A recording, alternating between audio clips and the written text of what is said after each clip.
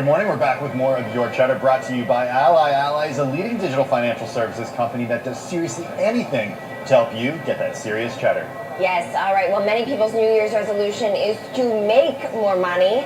And sometimes that means starting your own business or side hustle to get to that goal. Joining us now to discuss is Meiggs, founder of the Millennial Money Guide. Brian, it's great to have you with us. And before you're jumping into a side hustle or even starting your own business, I guess, what are a few things you think people should think about, should assess before they make this leap in the new year?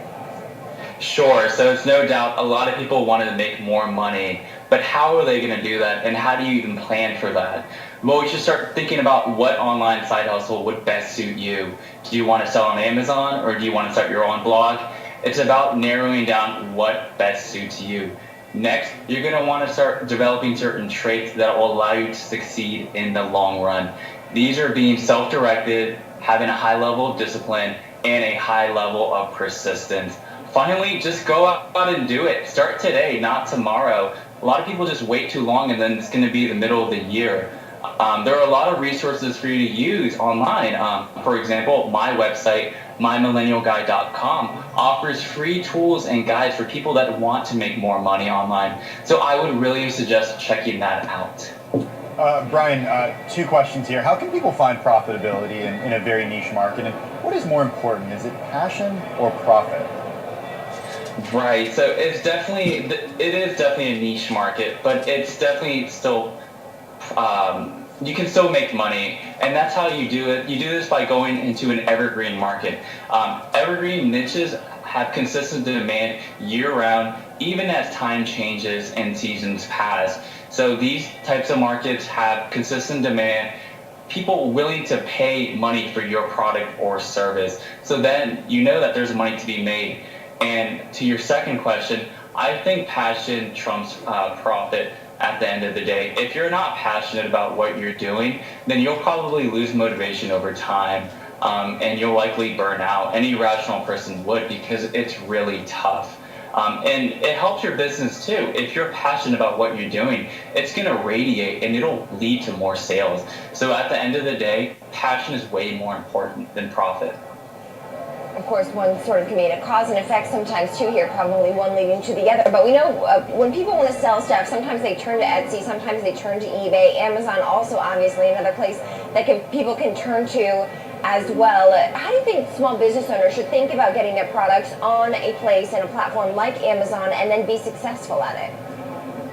Right, so today's e-commerce business owner has a lot of options. They can turn to Etsy, eBay, Shopify. You can even have your own website, but I think Amazon does have a slight edge here because they have a service for sellers called Amazon FBA. And in this service, you literally send your products to Amazon and they'll ship it out for you. And the way to be profitable by doing this is you can get a generic product, stamp your brand on it, and have Amazon ship it for you. It's called private label branding, and it's not unheard of with people to make $1,000 to $2,000 a month passively. And so there definitely is profit to be made, and Amazon does all the work for you.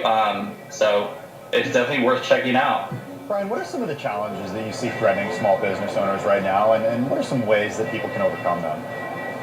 So small business owners do have some challenges because a lot of the interaction and transactions are done online. The buyer and seller don't see each other in person, and so it's really hard to maintain customer loyalty. One way to combat this is to make sure that the customer is satisfied from when they reach your website and when they receive the product. And that way the customer will feel satisfied and they'll be able to come back as a repeat buyer. All right, and two, before we let you go here, Brian, quickly, what is your best advice, I guess, for getting funding for a new business? One of what can be one of the biggest hurdles right before making that leap. I get a lot of questions about this, and a lot of millennials have never asked for a penny in their life, but how do they start their own business, right? That's the question. You could use a crowdfunding site such as Kickstarter or Indiegogo.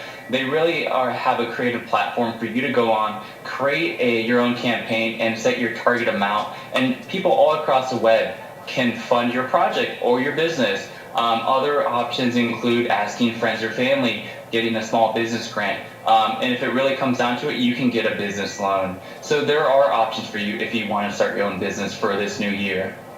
All right, exciting inspiration. I feel like that is kind of the theme of this show. New Year's resolutions and lots of inspiration. Brian Meiggs, founder of the Millennial Money Guide.